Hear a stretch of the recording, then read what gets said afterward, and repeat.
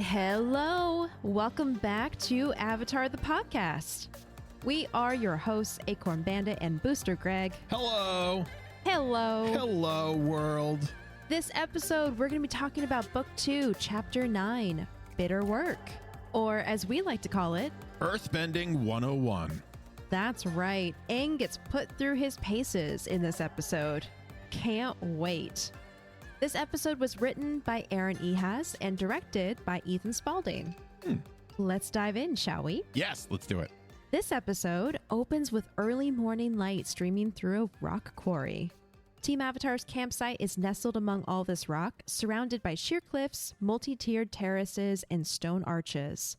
It soon becomes clear why they've chosen this spot to camp, because Aang flies into frame with an excited leap. "Today's the day," he exclaims. "I'm finally going to start earthbending." Sokka grumbles from his sleeping bag nearby and tosses Aang an exhausted stare. Aang whispers an apology, but then the ground shakes and the slabs of Toph's earth tent explode into the air, revealing Aang's new earthbending teacher. When Sokka continues to grumble about all the noise, Toph makes a sarcastic comment about doing their earthbending as quietly as they can, but then kicks the ground and catapults his sleeping bag into the air with a pillar of rock. After landing, a now very angry Sokka hops out of the camp, sleeping bag and all. He's also like mumbling to himself very angrily. As Sokka does when he gets woken up. Yes. Which we saw in the last episode too. He was very grumpy about not getting his sleep. And we also saw it, I think it was like the third episode of book 1 or the fourth or something, where he's just like, he does the same, like, I call it like a worm move, where he's in a sleeping bag and he does this like inching and he like tries to crawl away. It's so funny. He loves his sleeping bag, and I bet he spends so much time in it that's why it's stinky. Yes. Also can relate to loving your sleeping bag or bed way too much and not wanting to get out. Right. It's a good feeling. Yep. Yeah. Aang, very excited about starting his training, asks Toph what move they're going to start with. The Rock-a-Lanche? The Trembler? Or how about learning how to make a whirlpool out of the earth? Toph calms him down by saying, maybe they'll just start with moving a rock. I do love how Toph explodes out of her tent. It kind of has that pro earthbending match vibe to it, where she's the blind bandit coming up on stage and it's like, and the blind bandit, and rocks go flying. Well, you also have to keep in mind too that she has been the center of attention her entire life. So whether she enjoys that, or I think she enjoys being the center of attention. I don't think she enjoys, obviously from the last episode, getting all of that help and like, you know, her parents are just overbearing and all that stuff. She doesn't like that, but she does like being everyone's world, which is a very weird dynamic, I think, and kind of leaves her with this team and being like, well, you're the Avatar, you have all the attention, but when it's on her, she makes a big spectacle out of it and like makes a stage for her and all this stuff.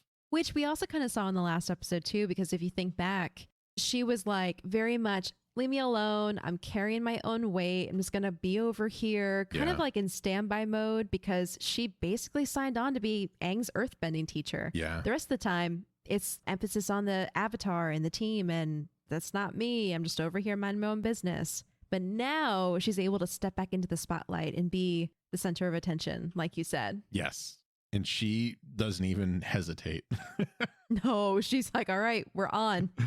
I also want to point out that Aang, again, has this reaction to learning a new form of bending, where he almost thinks he could just jump right in head first and just start learning advanced moves and skip over the basics.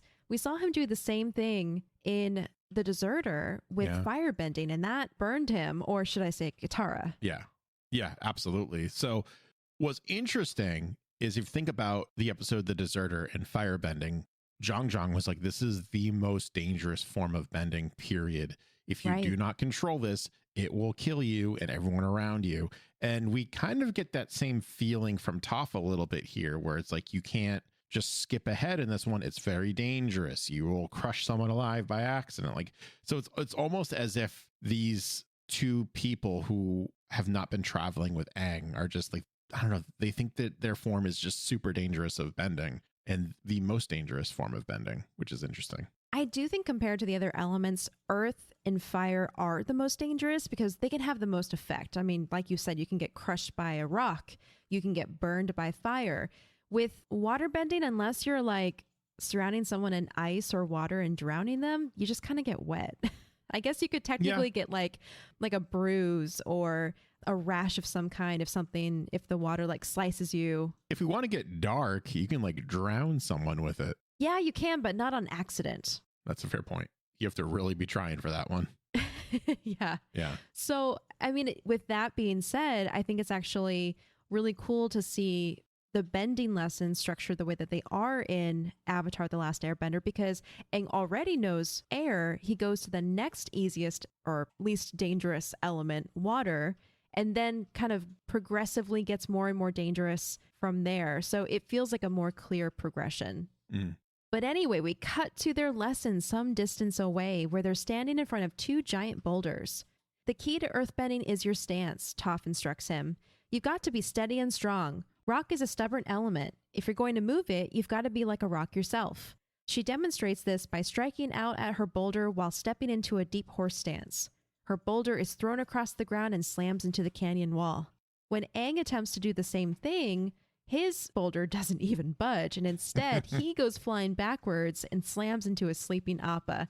And perhaps the best part of this scene is Sokka is sitting nearby in his sleeping bag still, and he's just camping out watching the show, and he's like, rock beats airbender. Yeah, he's eating it up. I love it. I do also love how he's basically like you were saying, a sleeping bag caterpillar. Yes. He's just going everywhere in his sleeping bag. I mean, I don't blame him. I wish I could do that right now. I might. Maybe next recording, I'll just be in a sleeping bag the whole time. The scene fades into a sepia dreamscape. Two figures play on a sunlit hill with a tree, both dressed in Fire Nation clothes. The little boy pretends to firebend at the older man, and the man goes tumbling to the ground as if hit. The little boy belly flops onto his chest, and the two laugh together as the dreamscape shifts to another day on the same hill, this one rainy and dreary. The same older man, who is even older now, kneels before a grave that wasn't there before. The man is Iroh. My beloved Lieutenant, he says, I will see you again. A voice cuts through the dream, and Iroh wakes to Zuko leaning over him. First of all, I was not ready for some Lieutenant right now in my life. Especially after that like cheeky little earthbending scene. Come on, my heart was not ready.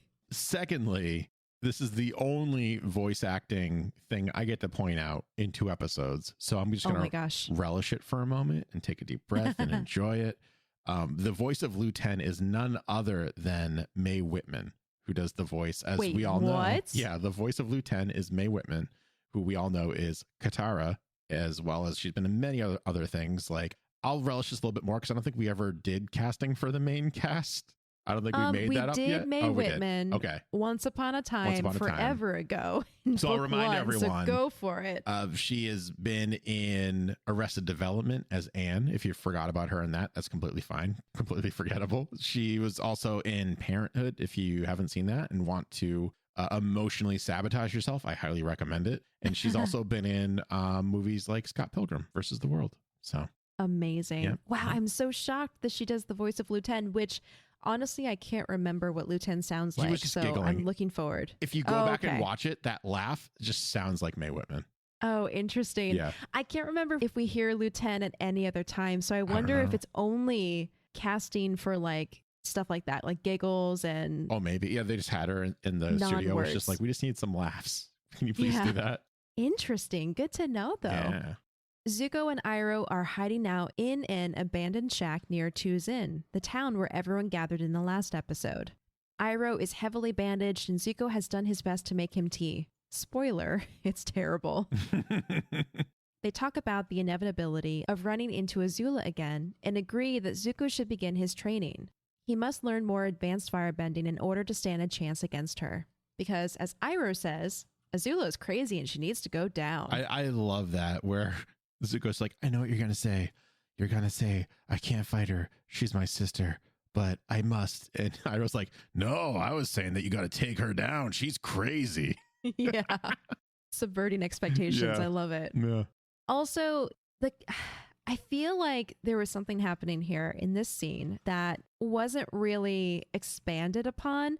I just personally thought the line that Iroh says in his dream, I will see you again. Mm-hmm. My beloved Lieutenant, I will see you again. Mm-hmm. The fact that it's a dream sequence and it's centered around his son and Iroh is supposedly near death.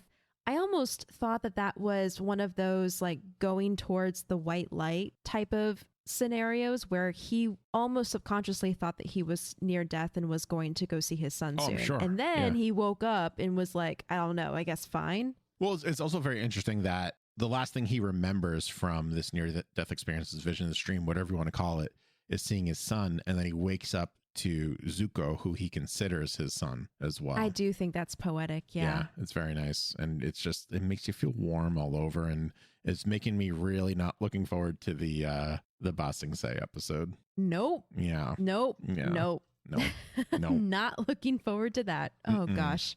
Yeah, but no, that's a good point. If he wakes up from a dream of his son to see his basically foster son, his adopted son. So for that reason, I think it's really a beautiful moment.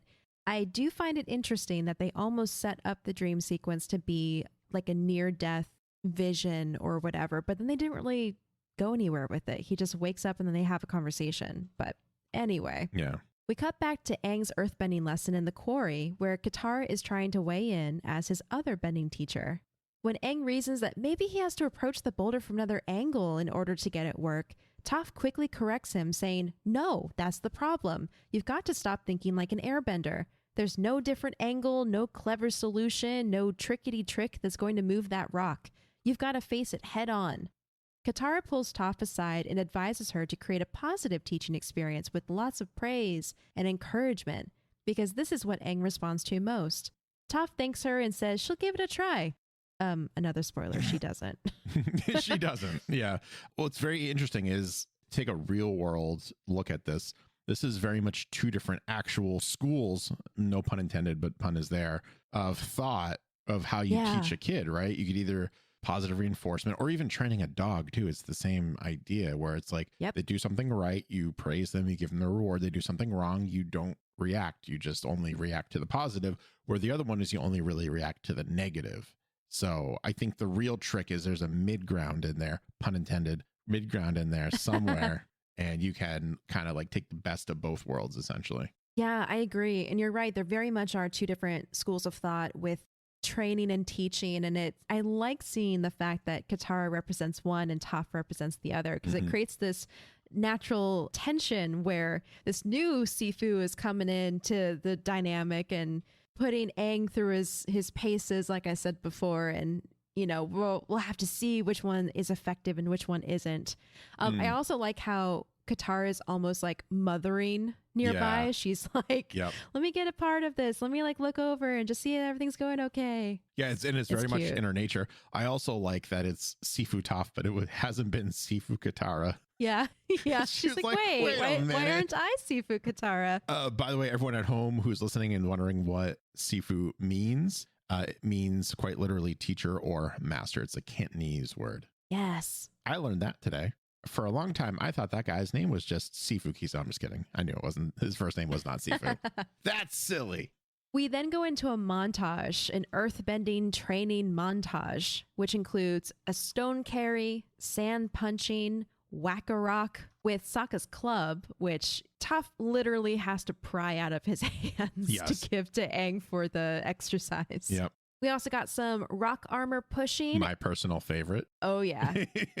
And then to top off the day, we got some kettle rock throwing on top of two large pillars of rock. That just keep on rising. And I also like how Toph every once in a while will do like a sneak attack to check Aang's stance and make sure that he's strong and stable. Note about the rock armor design. This is interesting, and this actually calls back to something you said in our last episode. In Toph's initial rock armor design, consideration was given to the fact that Toph would only need a breathing hole in the suit since she's blind.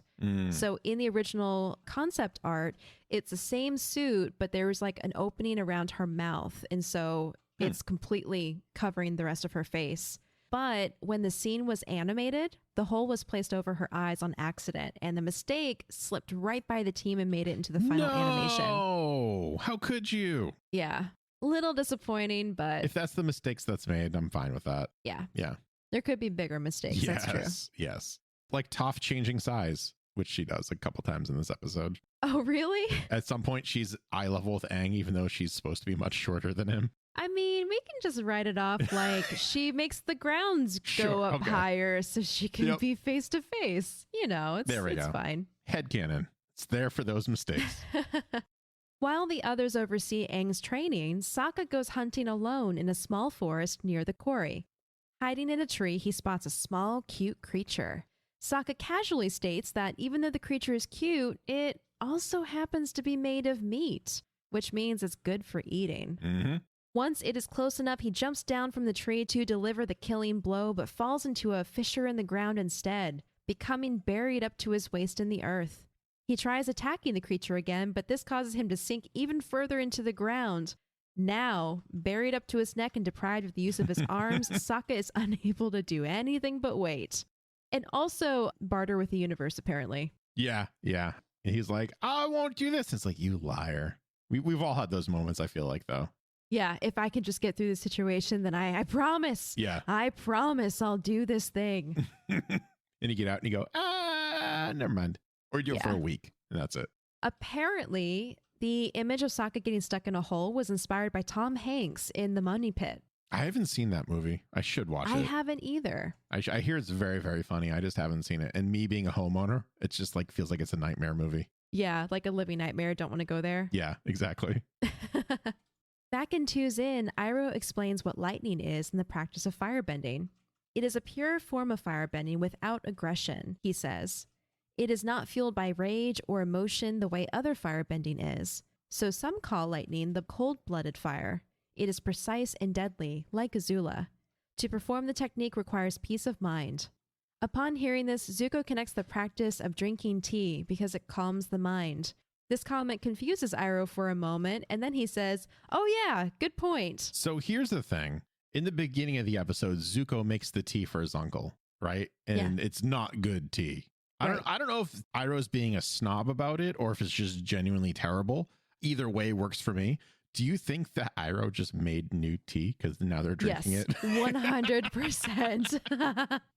That's I really bet funny. he's like, no, nephew, you relax. You've been taking care of me. I got this. I'll make some new tea for us. It's funny. Iroh continues his lecture outside, saying, there's energy all around us. The energy is both yin and yang, positive energy and negative energy. Only a select few firebenders can separate these energies. This creates an imbalance.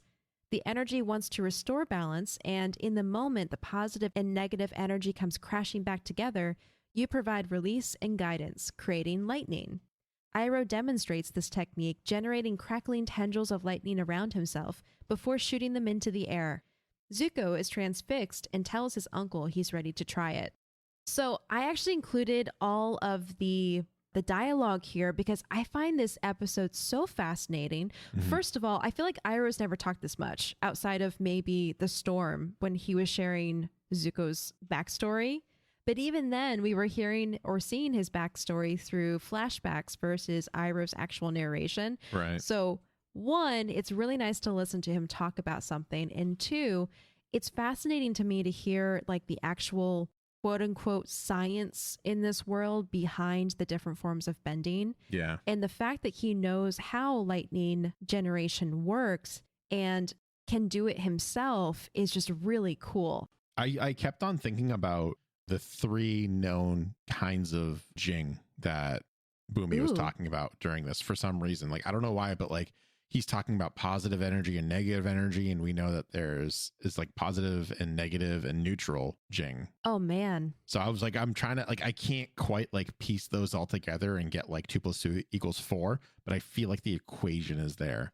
And I just need to know like what it means. Yeah, maybe lightning generation can take place in the neutral zone of the two energies. That's like the birth of lightning generation. Maybe, but also the fact that Azula can kind of do it and she's not a negative or a neutral individual by any stretch of the imagination. That's actually what's fascinating about it, because Iroh is saying you can only generate lightning if you have peace of mind.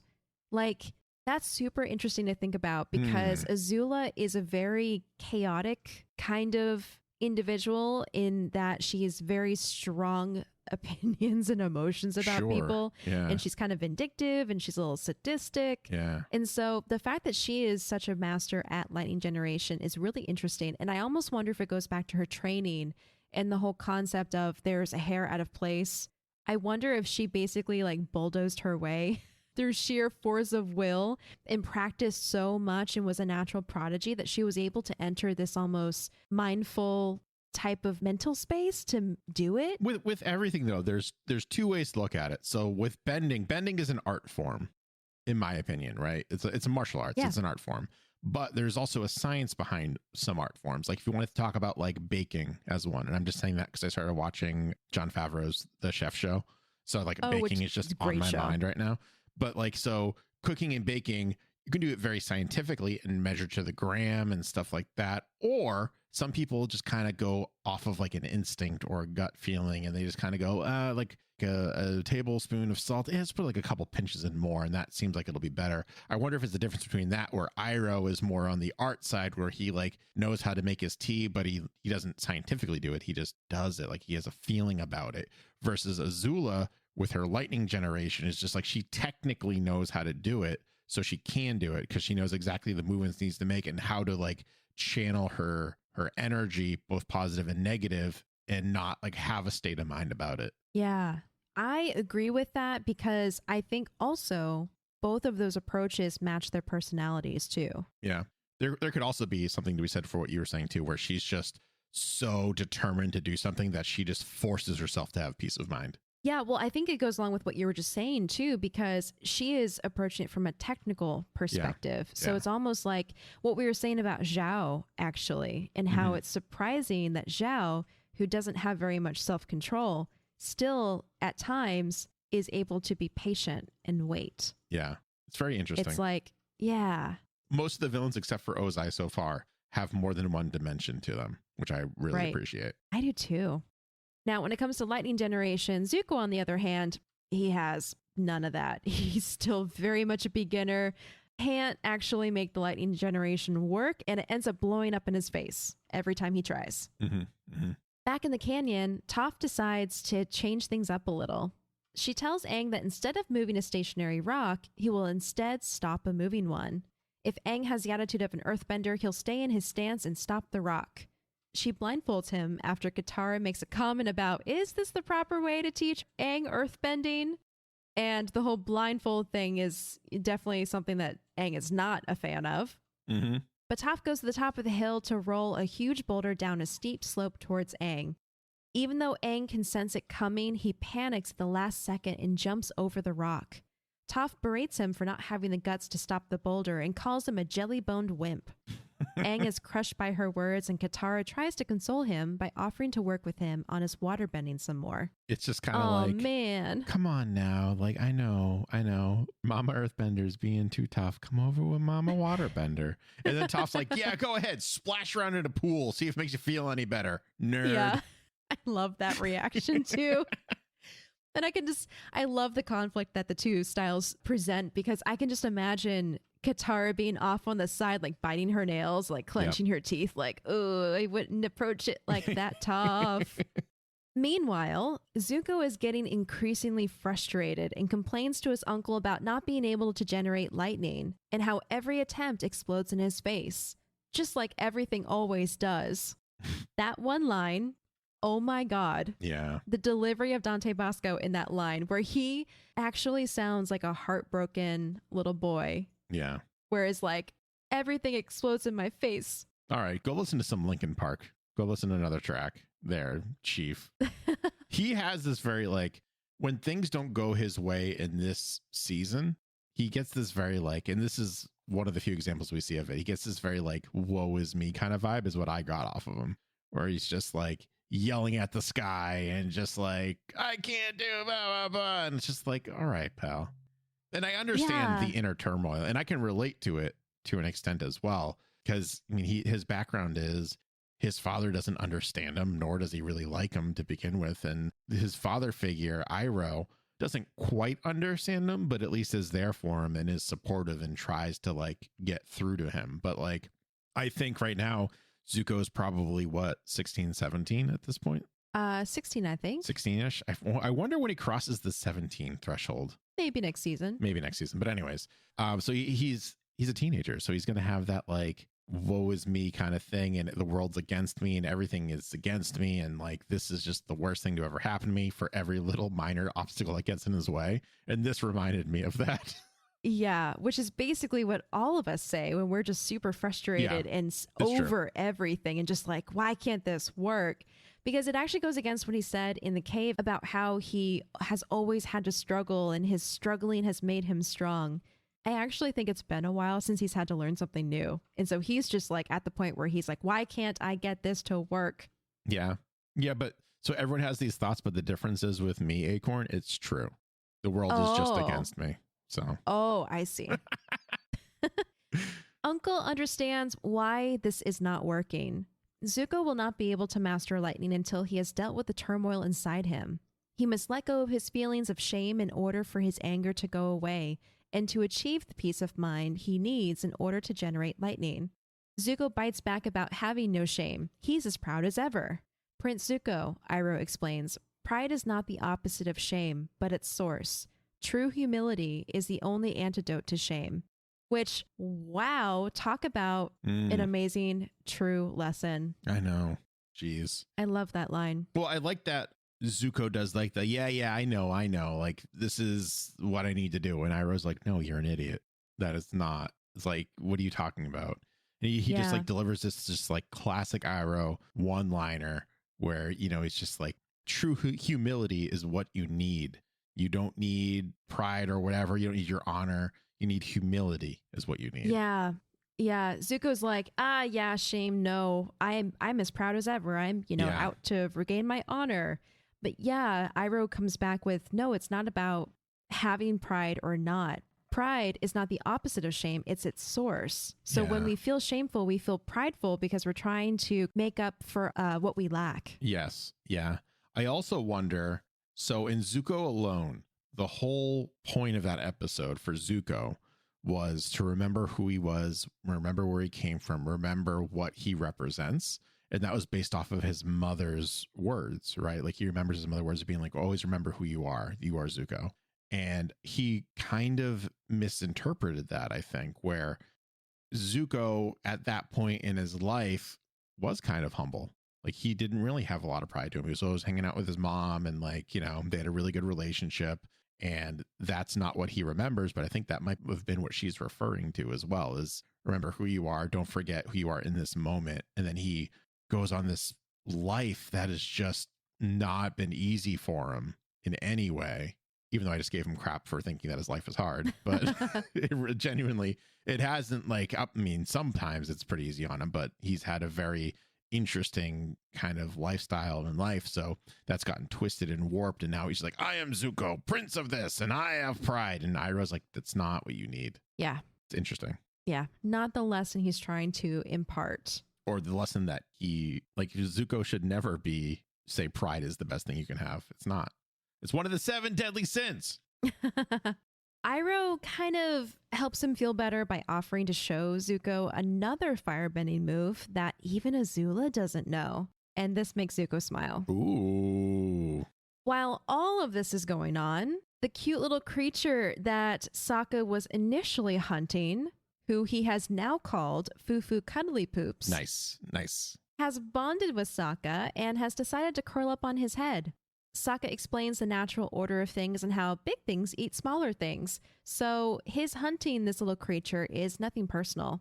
Sokka comes to terms with the situation, however, and promises a vegetarian existence if he can get out of the situation alive. Fufu Cuddly Poops jumps off of Sokka's head and brings him back an apple, which Sokka takes as a sign his karma is already paying off. I love that he's like, all right, I can't reach this apple.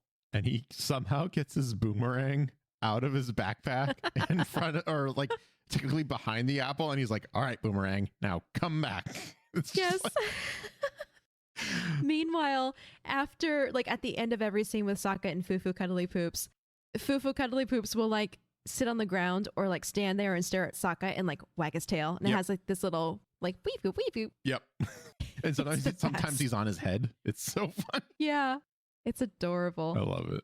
In a marsh, Aang and Katara bend a small mass of water in a circle between each other.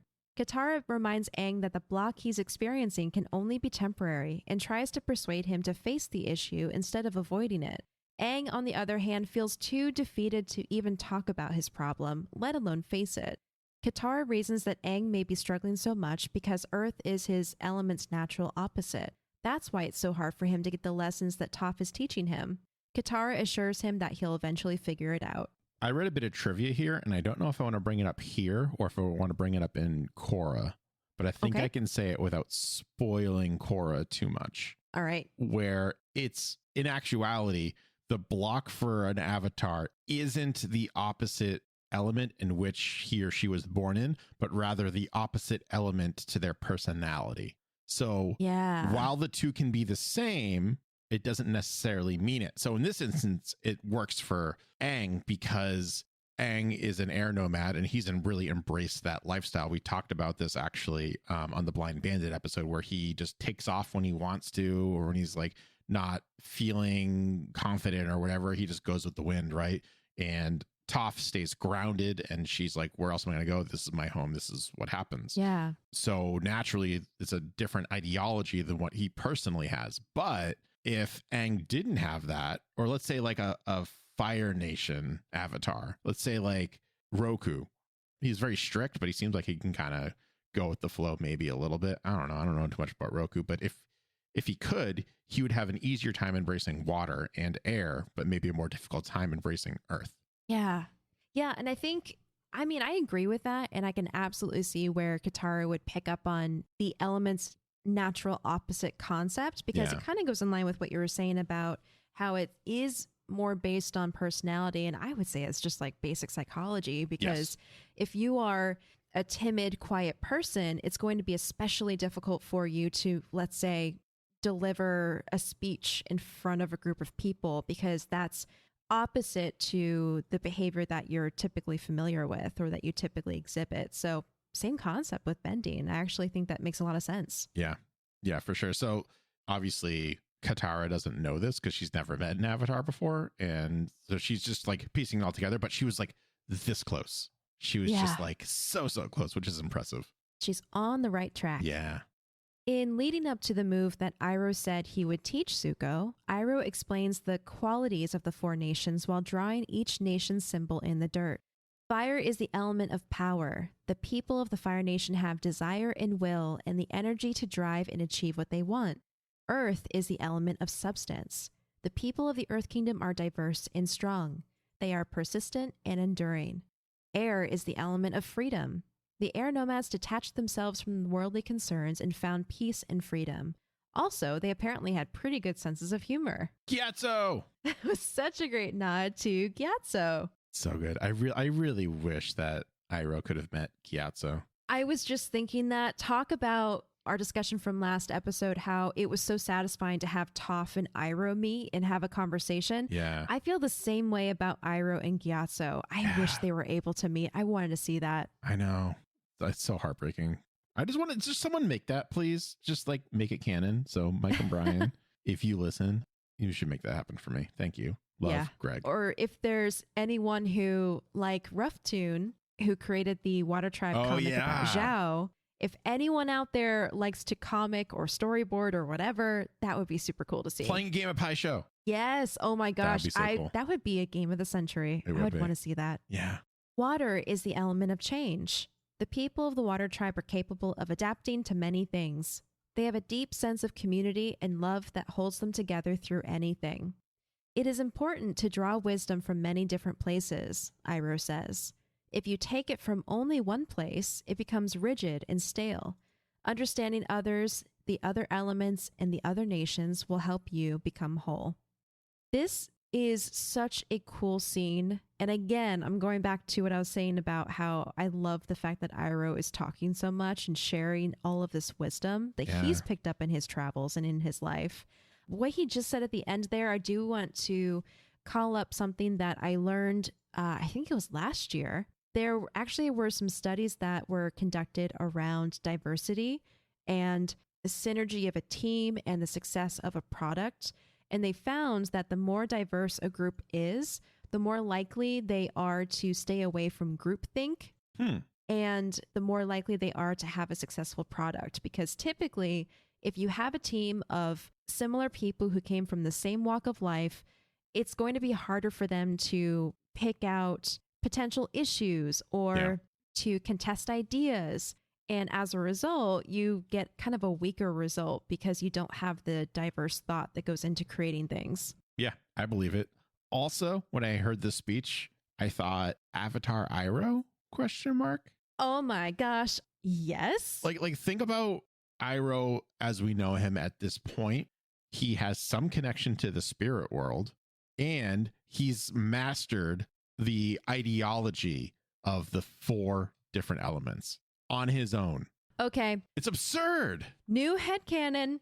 Aang's been gone for 100 years. There's a camp of people. It doesn't. I did the math. It doesn't work. What? If you're thinking that if Aang actually didn't, I'm jumping a gun and you're probably not even saying this and I'm cutting you off for no apparent reason, which is what I do go for it. classically. Let me see. Let me see. If I was thinking, if what you're thinking was I was thinking, and is that if Aang didn't disappear for 100 years, Iroh may be the Avatar, but no, because the Avatar would have still been Water Tribe. Because the way the cycles work, right? It goes, Korra is after Aang. So it goes air, water, earth, fire. Because Roku was the one before Aang. Yep. So. You are so right. You could have at best gotten to earth from there. Yeah. Assuming that Yue, who is I'm going to say the common fan theory, because it's the only one I've heard, as being the next Avatar. If she died at she would have had to die actually, no, she wouldn't have even been it. It would have been someone else. Well, they were saying if Aang died. But that would have been 100 years ago. So it wouldn't have been Yue anyway. So the math doesn't line up on that regardless. Yeah, exactly. So you would have gotten, even if you got an Avatar dying at the age of 30 or 40, that still wouldn't line up for Iroh's age. Because you would have had to go through 2 generations. Unless someone just dies as a child, which doesn't seem likely. To be honest. Man, that sucks. I know. I'm like, Iroh for president, Iroh for Avatar. That was me. Literally, I was jumping on that. I was like, oh my God, what if Iroh was supposed to be the Avatar in this lifetime? And that's why he can do all this stuff so cool. That's why he's so amazing. But no, the math doesn't line up, unfortunately. Oh, man. Yeah, unless you want a child to die, which I hope no one does. No. That would be dreadful. Oh, man. Well, oh well. Yeah. So there is a theory, though, that Iroh would have been one of the companions to the Avatar in his lifetime. Okay. So so maybe that's why maybe he can grasp this so well and easily. I don't know. Or he could just be smart in his own right and not have anything to do with the Avatar. Or we're totally blowing his wisdom and abilities out of proportion and to Avatar levels. Yeah. He's just a good guy and he's really smart and wise and he doesn't need to be connected to the Avatar at all. But we really just want him to be because it's just so exciting. We just want to give Iroh the world. Mm-hmm, mm-hmm. It's at this point that Iroh reveals that he created his special technique by studying the waterbenders. We're going to jump over to the quarry, though, because at sundown, Toph again taunts Aang by abusing his staff and using it as a nutcracker. She walks away unopposed by Aang after cracking a bunch of nuts and making Aang cringe very much. Mm-hmm. And Katara arrives worried by the fact that Sokka has not returned yet. Aang and Katara split up to search for him. By this point, Sokka is desperate enough to promise to give up meat and sarcasm in order to escape from the crack in the ground. That's all I got, he tells the universe. It's pretty much my whole identity. Sokka, the meat and sarcasm guy. But I'm willing to be Sokka, the veggies and straight talk fellow. Deal? Yeah, right. Yeah, right. At that moment, he sees Aang coming over the ridge and immediately asks Aang if he has any meat. Really quickly, first of all, Toph using Aang's staff as a nutcracker. And he's like, careful, that's an antique, handcrafted. And Aang has been whacking people over the head with it and throwing it into the sky and generally just abusing it. Doing so much worse with his own staff. Yes. Than just cracking open nuts, which is pretty funny. And I just love that Sokka was just like, I'll redefine myself as a human. And no one is buying that for a second. No, No, I think it's a great nod to what we sometimes do as people, where we think these grandiose thoughts that we have actually no intention of following through on. Yeah, for sure. Aang attempts to use his airbending to free Sokka from the ground, but it proves to be ineffective. Sokka then tells him to use earthbending, but Aang still doesn't know how. Well, if you can't earthbend me out of here, go get Toph, Sokka says. Aang replies that he can't do that either, referring to the fight that he had with Toph, because it would be uncomfortable. Sokka, in his infinite sarcasm, says, "Uncomfortable? Well, I wouldn't want you to feel uncomfortable." From the ground. Mm-hmm. Aang doesn't pick up on the sarcasm, however, and says thanks. He goes on to describe his own situation with earthbending and in Toph and his own confidence, using verbiage that directly refers to Sokka's situation, and Sokka continues to reply with dry, patient sarcasm. Bufu Cuddly Poops returns and Aang identifies the little critter as a saber-toothed moose lion cub. Really? He looks nothing like a saber-toothed moose lion, says Sokka. It's hard to tell before their giant teeth and horns grow in. What are you doing here, little guy? Did you lose your mama? At this point, a deafening roar answers. I think it's kind of funny. He's like, this doesn't look like the thing. And then you see the mama, and the mama looks exactly like the little thing, just bigger with horns and slightly larger teeth. Yeah, just, missing the teeth and the horns. So cute. Also, really creative hybrid animal there. I love the fact that it's a moose and a saber-toothed tiger. Yeah. That's such a cool combo. Yeah. I wonder if Mike and Brian or any of the writers just have like a dartboard of animals. So they just like throw darts randomly and whatever two it lands on is just that's what it is, and they combine it. I wonder if it got to that point. Sometimes I look at these hybrids and it's the only thing I can think of is just like you span around in a circle, you got dizzy and threw some darts and saw what happened. And then you send it over to the animators and say, and go. Back with Iroh and Zuko, Iroh continues his explanation of the move that he created after watching the waterbenders, saying, "Waterbenders deal with the flow of energy. A waterbender lets their defense become their offense, turning their opponent's energy against them. I learned a way to do this with lightning." Zuko, by the way, is thrilled to hear this and is even more eager to learn. Iroh shows him the route the lightning must take in one's body in order to be redirected safely, emphasizing that the lightning will follow the flow of the body's energy, and he mirrors this path with his arms, fingers tracing down one arm to the stomach, up the other arm, and then to be released. Uncle and nephew practice this motion for some time until Zuko feels confident and tells his uncle he's ready to try it with real lightning. "What, are you crazy?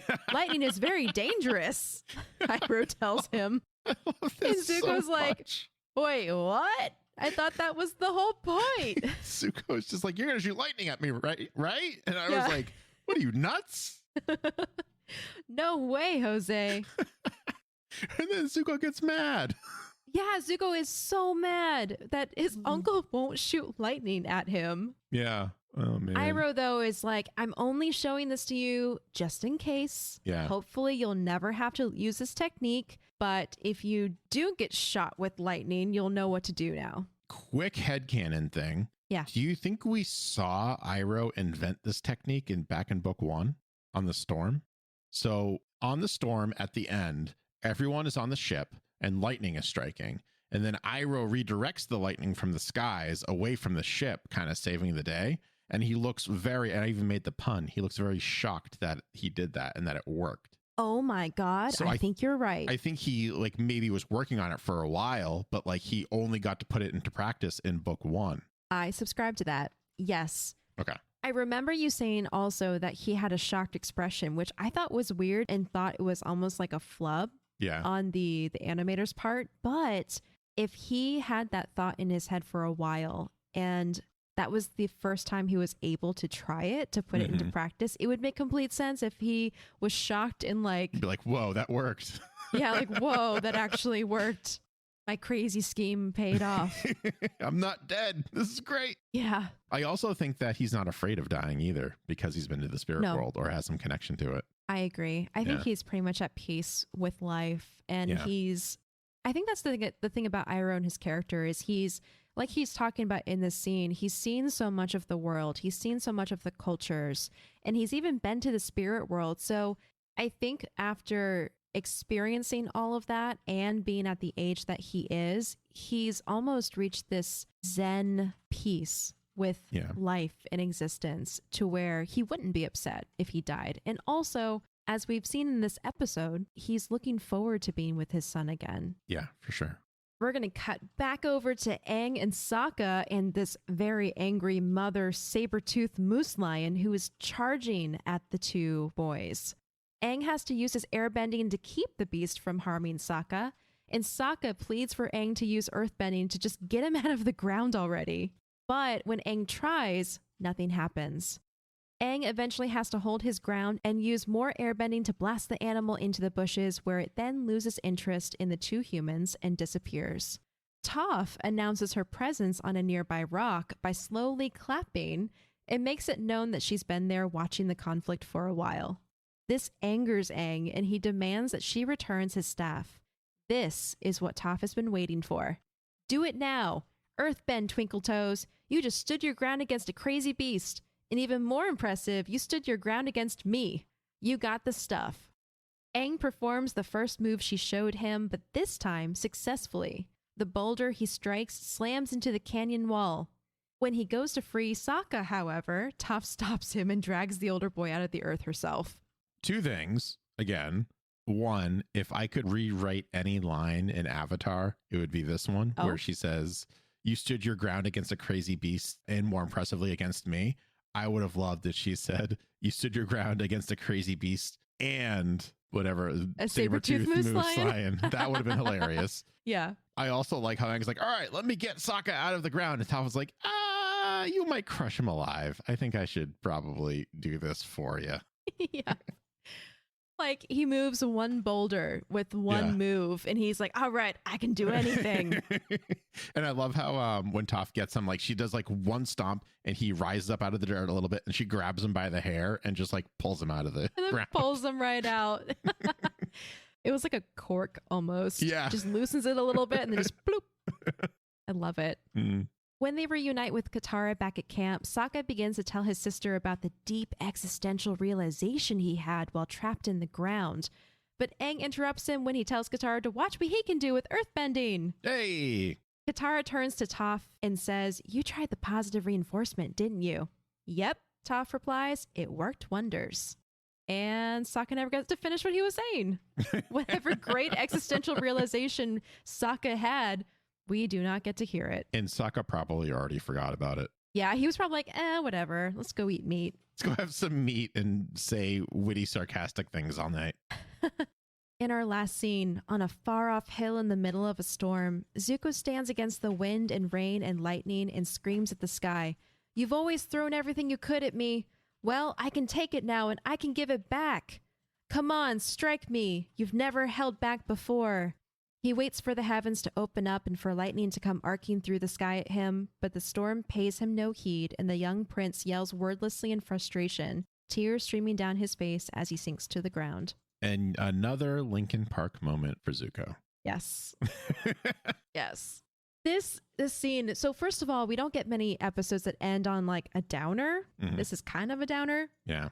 But also, I'm glad they did it because it's really picking up on the things that we've talked about Zuko's character in the past. Yeah. How he is so driven to reach his goal no matter what it is, even from capturing the Avatar to learning a new form of firebending to even getting his way in how he wants to practice that new form. He is so driven, but then also we see underneath all of this his raw pain, shame, and heartache over his lot in life and how he feels like he's been basically pulling the short straw his whole life. He feels like the universe has been against him for so long that he just expects the universe to keep dishing out the same treatment. But then this time it doesn't, which in a weird way is just like the universe messing with him as it has this whole time. Yeah. Usually he goes up against some sort of adversity or adversary and he succeeds eventually. Except the exception has been Aang the whole time. So I can see where he gets frustrated with the Avatar because that's the only thing he's ever really failed at other than failing to fight and kill his father, I guess, which I guess is not a bad thing to fail at. In the Agni Kai, you mean? Yeah, in the Agni Kai. Yeah. Yeah, it's very interesting to see how Zuko is dealing with failure when he can control the outcome and he's still failing. Yeah. And this is why we love Zuko so much, because Yeah. we're able to stare into the deep, dark places in his heart and his psyche, and we can relate to it because it's human. Mm-hmm. But that is our episode. Hey, we made it. Bitter Work. Yes. Which I learned Mm-hmm. the title refers to both Aang training with earthbending and Zuko training with lightning. That's obvious. Mm-hmm. But Roku refers to his training in the element opposite to his as bitter work in a previous episode. And in an Avatar Spirit interview, Sifu Kisu refers to martial arts training in the old school Chinese tradition as bitter work. I also read somewhere, and take this with a grain of salt because I did not do any fact checking, but I thought it was interesting that the characters for Kung Fu can closely translate to the word bitter work. Right. I stumbled across that too. Yeah. And I'm curious, seeing as we are not native speakers, we can't fact check that. And I didn't look into it myself either. Mm. But if they do, then that's just another tie to, I guess, what Sifu Kisu was saying about martial arts and the training of it. Yeah. And if it's not, the internet lied for once in existence. The first and only time ever. That's it. Another small little note is when Aang is trying to distract the saber-toothed moose lion mom, Mhm. he does this like slapsticky, like weird dance Yeah. up on a rock. Yeah. That's the same dance he did in The Deserter on stage at the Fire Festival. Oh, yeah. I forgot about that.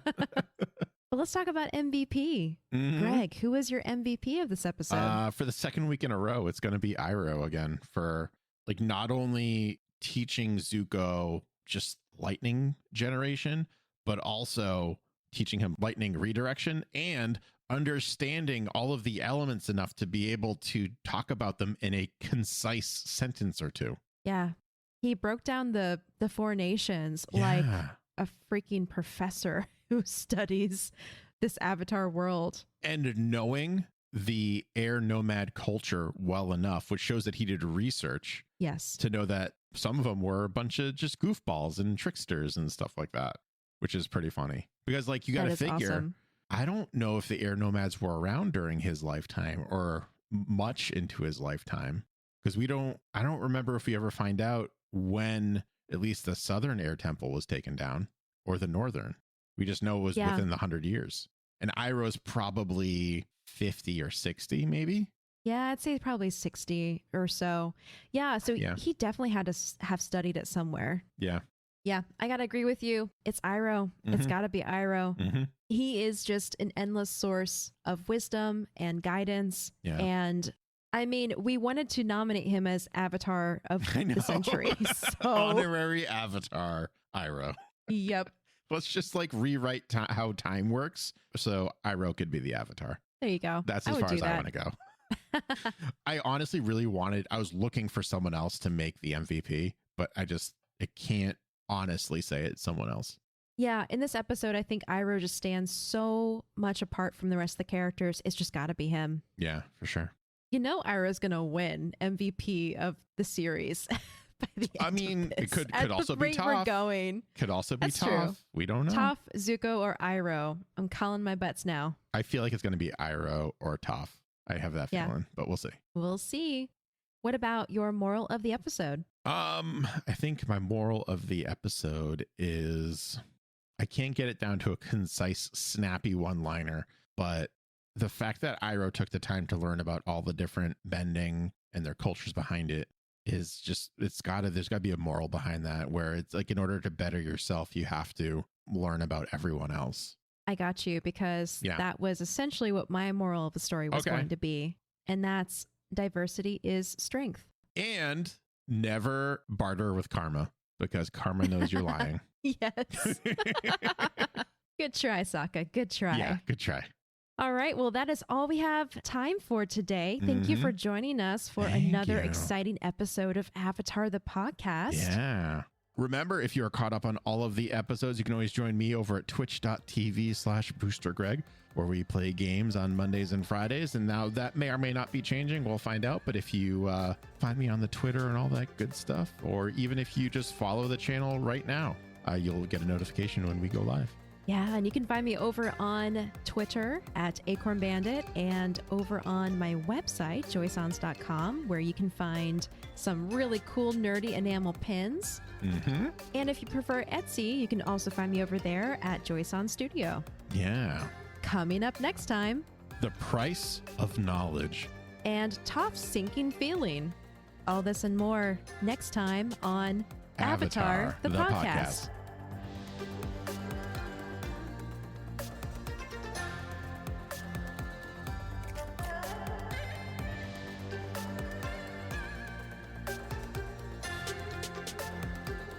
Avatar, the podcast, is a proud part of the Geek Generation Network.